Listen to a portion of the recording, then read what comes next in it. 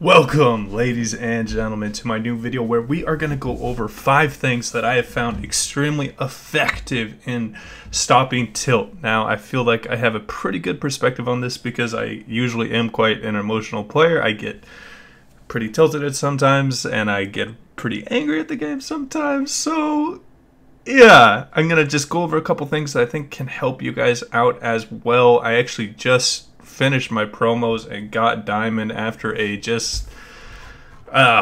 we went 3 or 4 different series before I was able to actually get into the diamond rank, and I just had random people just throwing games. So if you're new to the channel, my name is LowFit. I do educational content, I do tip videos, do guide videos, do opposition reports, and I stream very occasionally on my YouTube channel. If you want to check that out, make sure to hit the little bell button. It should give you a little notification when I go live. So without further ado, let's jump right into the tips. Alright, and let's jump into tip number 1. Now, I kind of want to go into this. If you guys are new to the channel, don't really know too much about me, I'm actually going to school right now to become a coach. And there's one thing a lot of coaches do in things like just regular sports, not esports, and like football and basketball, is they're just going to drill the same practice or the same play over and over and over again to you. So when the chips are on the line and there's just really an important play and there might be some stressed out players, I think that when they go back to that play, it's just all muscle memory and it happens. So how we can translate that to League is when you're starting to feel a little bit tilted, when you are struggling a bit with the game and you're getting a little frustrated, make sure you are playing champions that you are just extremely good on, and you know, and you have played a lot, and a lot of the abilities and just the combos are all muscle memory, and you're extremely used to that. Now, for me, I was trying to get into Diamond, playing a lot of Vel'Koz and a lot of Brand, but I have around 100 or 200k mastery points on them. But when I really just got tired of not being able to climb and finally get to Diamond, I just brought out my highest mastery champion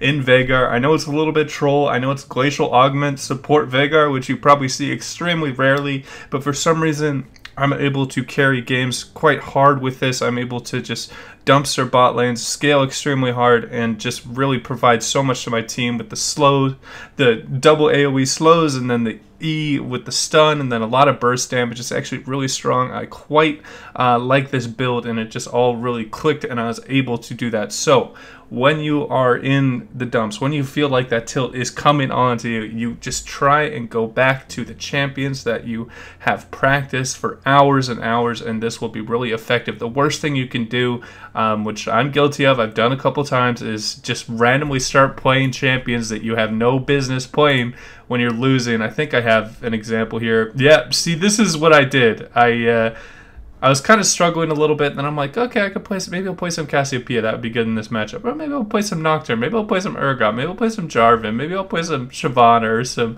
Hecarim, and I just really put myself in an extremely hard situation where I already felt kind of down on myself, and then I was trying to add on like playing champions that I do not have too much mastery on. So keep this in mind when you are tilting.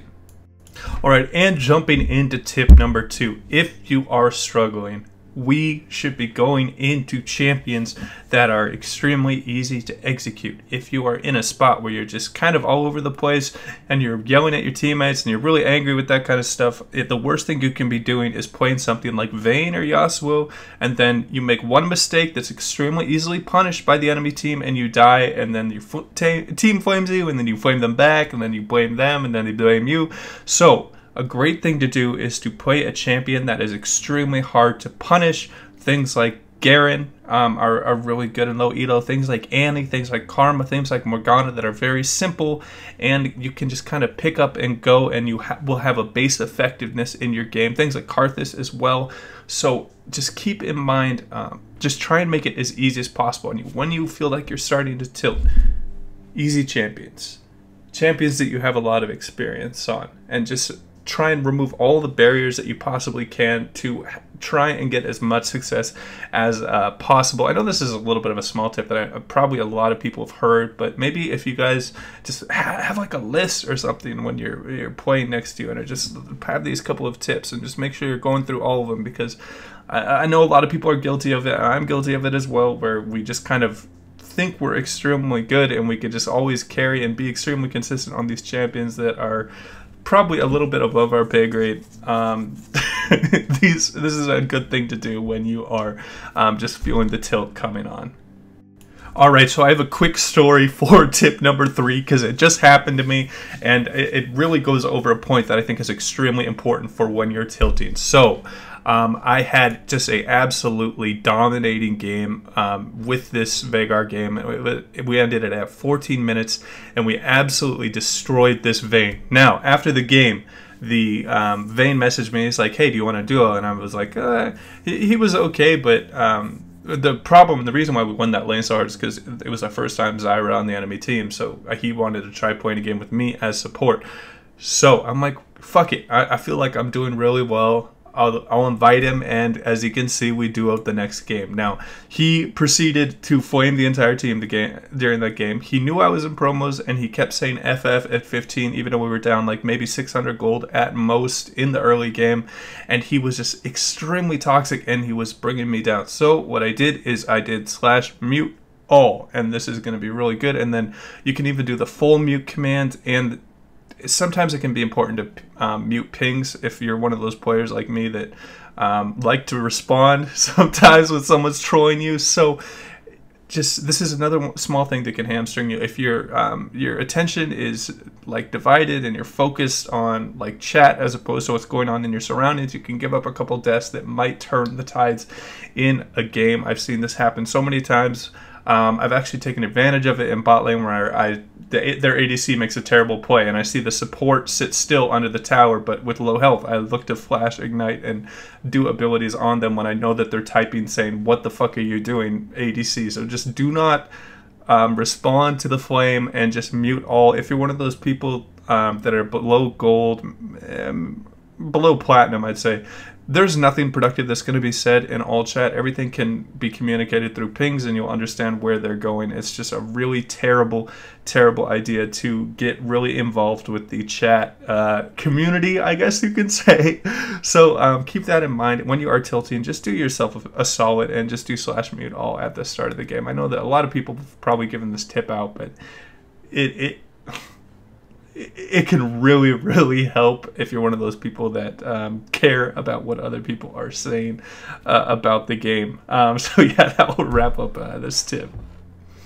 Oh, and please do not message this random person. I just played one game and I had like very little communication, so don't like troll or flame or tell them I made a video about it. It's just an example of what I think can really help other people. So use my pain as a learning lesson for yourself. Alright, and jumping into tip number 4, when you are tilted. I brought up a little funny image because I know this is what a lot of people, what happens is when they go on a losing streak, they're like, alright, I'm not going to go to fucking bed until I win a motherfucking game. I'm tired of these shitty teammates. Eventually, I'm going to get a good team. And they just play and play and play, and it's late as fuck, and they fuck up their sleep schedule. So when you are on a tilt streak, one of the best things you can do is just go outside, breathe fresh air, walk around, take your dog out for a walk, do whatever. Just get your mind off of it and just kind of get into a different frame of mind, whether it's reading, whether it's maybe playing a different game. Anything you can do to just distract yourself with what's going on and get out of that really like shitty feeling of like, oh my god, these fucking people are just feeding my games and my teammates are always holding me back. This is a great way to counter that feeling, and something you can do just in between your games. I think it can be quite helpful. Alright, this was short and quick and to the point. We're going to wrap up tip number 4 there. Alright, and jumping into the final tip is extremely important. I think this is just the best way to look at League of Legends as a game, and that is focusing on what you can do yourself personally. There's no way you're going to be able to affect another person's how they approach the game. So what you want to do is focus on elements of the game that you can control. This is going to be one of the best ways to improve, as well as not tilt. It's going to be really important to be like, hey, let's just look at my OBGG. It's really one of my biggest issues is I'm a fucking support main, and I do not use as many control words, like not even close to as many control words as I need to do. I forget to upgrade my trinket quite a bit. There's 2 games where I forget to upgrade my trinket, so my vision game is really poor. So I know that if I see my ADC flash in and just get absolutely one-shot and destroyed, I shouldn't be focusing on that, because that's his game. That's it. He should be worrying about playing like shit and doing that. I should be worrying about, hey, I should have had a better vision score. I should have been warding in different places. I should have been doing this. I should have been doing that. At the end of the game, you should look back at you should not be saying jungle difference or mid difference, which is such a common thing nowadays. You should be looking at, how could I improve my game right now? How can I get better at what I'm doing? And I think this is going to be extremely important. Another kind of a caveat with this is, do not look at numbers. Do not look at LP. It is extremely important to just be like, hey, I just need to get better at the game. I don't care if I lost some promos for the 3rd or 4th time. I don't care if I'm Iron 2, because once I get down my fundamentals, I'm going to climb straight up to Platinum in 1 season. And it's just really important to look at the game as improving on and focusing on yourself, because if you focus on your teammates, it's going to tilt you.